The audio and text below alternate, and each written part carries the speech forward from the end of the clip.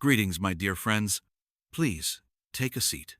Breathe in gently, and as you exhale, allow your heart to settle. You have come here today in search of peace, clarity, and a deeper understanding of the self. Know that you are welcome here, just as you are. There is nothing to prove. There is nothing to achieve. Simply be here with me now, in this moment. Today, I wish to share with you a teaching close to my heart, the art of letting go through meditation. This is a path not only of peace, but of liberation from suffering, from burdens, from the chains of the past and the anxieties of the future. This is the path of freedom. Chapter 1. Why we hold on. Let us begin with a simple question. Why do we hold on? We hold on to pain, to memories, to anger, to guilt, to expectations. We carry the weight of things long past, things that cannot be changed, and yet they continue to live within us. Why is this so? The Buddha once said, "Holding on to anger is like grasping a hot coal with the intent of throwing it at someone else. You are the one who gets burned."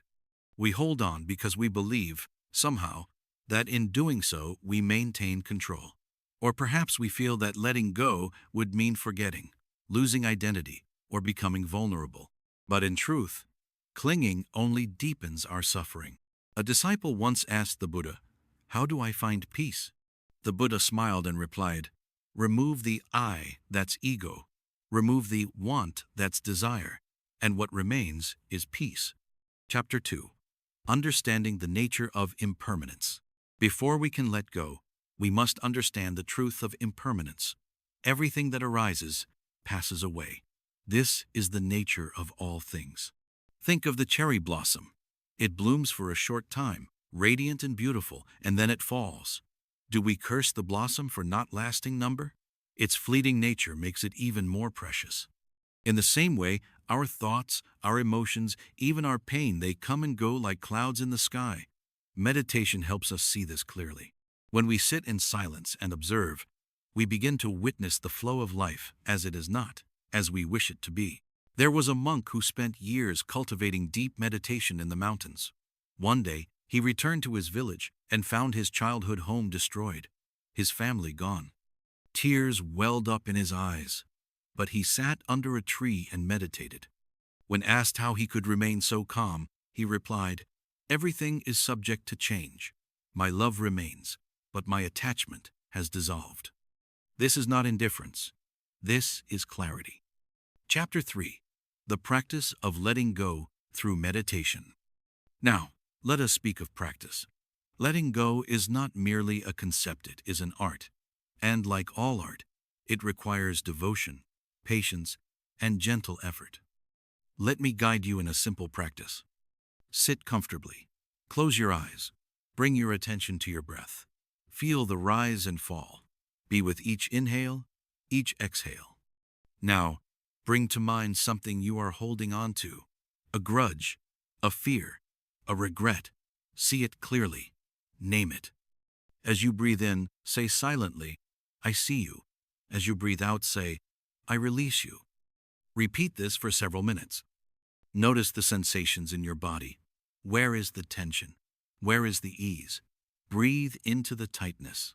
With each breath, soften. You may feel resistance. That is okay. Letting go is not a one-time event. It is a daily practice. Be kind to yourself. Chapter 4. Stories of Release and Transformation. Let me tell you the story of Kisa Gotami. She was a young mother in the time of the Buddha. Her child died suddenly, and she was overcome with grief. She went to the Buddha, begging him to bring her son back to life.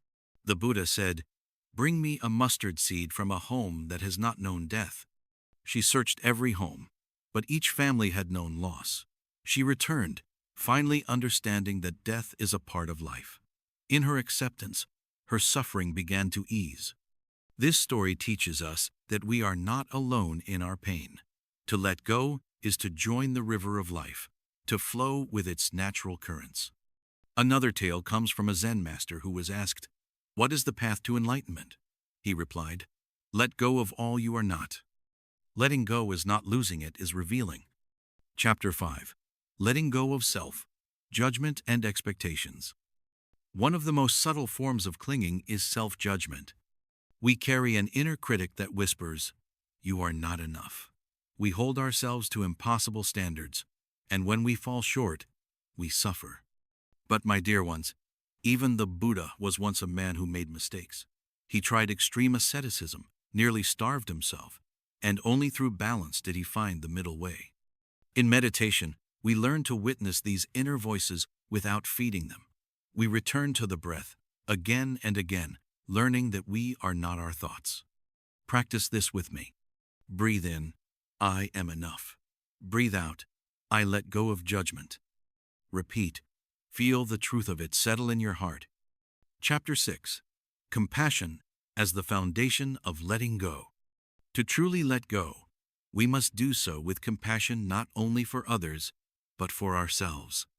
When someone has hurt us, it is natural to hold on to the pain, but in doing so, we allow that pain to continue harming us. The Buddha taught metta-loving kindness as a way to dissolve hatred and fear. May you be happy. May you be safe. May you be free. Say these words in your meditation. Say them to those you love. Say them to those who have harmed you. Say them to yourself. Forgiveness is not condoning. It is choosing peace over pain. Chapter 7. Living a life of release. Letting go is not only practiced on the cushion, it is a way of life. Let go of the need to always be right. Let go of the desire to control everything. Let go of comparing yourself to others. When we live with this awareness, every moment becomes a meditation. Washing dishes, walking in nature, speaking with a friend, each moment is an opportunity to release tension and return to presence. Remember, the goal of meditation is not to escape life, but to live it fully with eyes open and heart free. In a monastery high in the Himalayas, there lived a monk who had spent 40 years meditating. A traveler asked him, "What have you gained from all these years?" The monk smiled and said, "I have gained nothing, but I have lost fear, anger, regret, and the illusion of control. To lose these things is to gain everything." My dear friends, you too can walk this path. You do not need to go to a mountain. The mountain is within you. Let us walk together, one breath at a time, one letting go at a time. I invite you to continue this journey with me and others seeking wisdom. Join our growing community of peaceful hearts and awakened minds. Subscribe to our YouTube channel, Buddha's Wisdom. There you will find more teachings, more meditations, and more light to guide you home. May you be well. May you be peaceful. May you be free. Namo Buddhaya.